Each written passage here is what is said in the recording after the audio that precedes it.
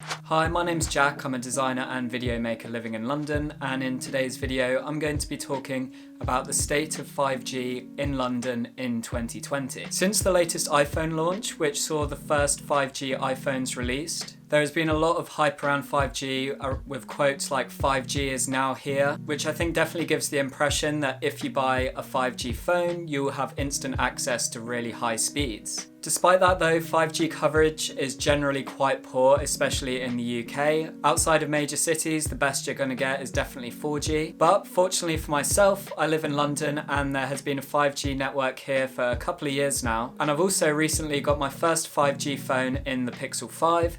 If you're interested in other videos about the Pixel 5, I have made a few, such as an unboxing, a review and a comparison between the Pixel 5 and the Pixel 2 XL, so if you're interested in those, I'll leave a link in the description. So in this video I'm going to look at the coverage of 5G in London, do some speed tests in various locations across the city, and see just how good 5G actually is in London right now. A quick disclaimer before we properly get into this is that none of these tests are going to be massively scientific. Basically, I'm going to be going to different locations and doing a speed test on my phone just to see the kind of speeds that you can get in London with a 5G phone right now. So the network that I have access to 5G with is EE. So let's quickly take a look at the coverage map for London. You can see across most of the city you actually do get 5G coverage according to EE. There is a few small patches where it's only 4G. In my specific area it actually says I only get 5G outdoors. So the first test we're going to do is to see how true that is by testing 5G indoors. So straight away on my phone you can actually see there's the 5G indicator in the top right,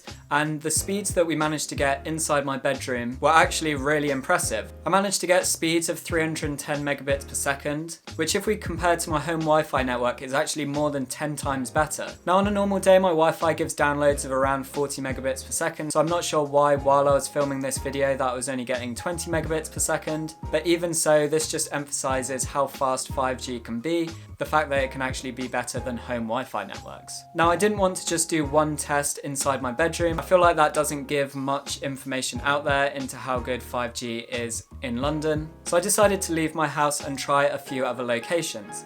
The first location that I tried was Greenwich Park. I did this test right at the top of the hill by the observatory, which is one of the highest hills in London, so it should give an interesting insight to how good speeds can be if you've got elevation. But despite that elevation, I only got speeds of 100 megabits per second. I say only, that's still a lot better than you can expect on 4G, but it's about a third of what I got in my bedroom. I then decided to head to some more famous locations across London, so I got on the train from Greenwich and headed to London Bridge, where I then walked to Tower Bridge. The first speed test I did here, I got 160 megabits per second. I was a little disappointed by that. Again, it's still pretty good and better than 4G. However, I thought heading into central London would give me a lot better speeds. I then decided to walk 50 meters up the river and do another test by Tower Bridge, slightly closer this time. And strangely, I actually got about double the speeds of my first test by Tower Bridge. I found this particular test really interesting because it shows just by moving a short distance you can have massively different speeds.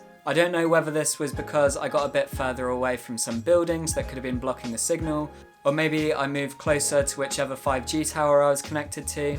Either way, 300 megabits per second was very impressive. I then walked across Tower Bridge and got on the tube to Embankment and walked up to Covent Garden. Despite the current pandemic, Covent Garden was actually full of people, so that may affect the speed if there was a lot of people also connected to the same network. Despite that though, I did a test and I got 220 megabits per second, which again is really fast and really good. And then for my final test, I walked to Trafalgar Square, and when I first got there and looked at my phone, I was only connected to 4G, which I was really surprised by. I decided to do a test on the 4G network just to see what kind of speeds I get on that compared to 5G, and as you can see, they weren't very good at 20 megabits per second. While I was filming this video, I was also taking some photos, so I stayed in Trafalgar Square for a bit. And a few minutes after I did my first test, I actually noticed on my phone that I was now connected to 5G, so I quickly did another test, and the speeds I got from that were 190 megabits per second. This seems really strange to me because I was sitting in exactly the same spot as when I did the 4G test, but for some reason my phone just switched to 5G. Now I don't know if this is expected behaviour, Maybe my phone isn't constantly searching for a 5G network. Maybe it only does it every 5 minutes or so. But that does show that maybe sometimes you're in a 5G area, you'll only get connected to a 4G network, which is a little disappointing. That was the final test I did, so I headed back home, and it was quite interesting to me that the best speed I got all day was actually in my bedroom at home, despite the fact that EE only says you'll get 5G outside. Now this may be because I don't live in central London, meaning there's less people, and in turn less people using the 5G network, so I get a better share of the speed available. Either way, I'm definitely not complaining that I get good speeds where I live. So overall, I'm actually really impressed by the current state of 5G in London. At least here, I think that statement of 5G is now here is actually true. So if you live in London and you're considering getting a 5G phone, I'd definitely recommend it, especially if you travel around the city a lot. You'll get really good speeds, which is really good whether it's for downloading large files, streaming HD videos, or doing HD video calls. These speeds will be really beneficial to you. I am interested to see whether these speeds get better or worse over the next few years. I think there's a chance they could get better because of the fact that they'll continue building out the 5G infrastructure in the city. But then on the other hand, lots more people are going to have 5G phones in the next few years, meaning there'll be lots more devices connected to the same network, which could negatively impact speeds. But that's pretty much it for this video, but let me know your thoughts in the comments, whether you're surprised about how good the speeds are or if you expected a little better in such a big city. If you enjoyed this video, please hit the thumbs up button and also subscribe if you want to see more videos from me. Follow me on Twitter and Instagram at JackJenkinsYT. And that's everything from me, so hopefully see you in the next one.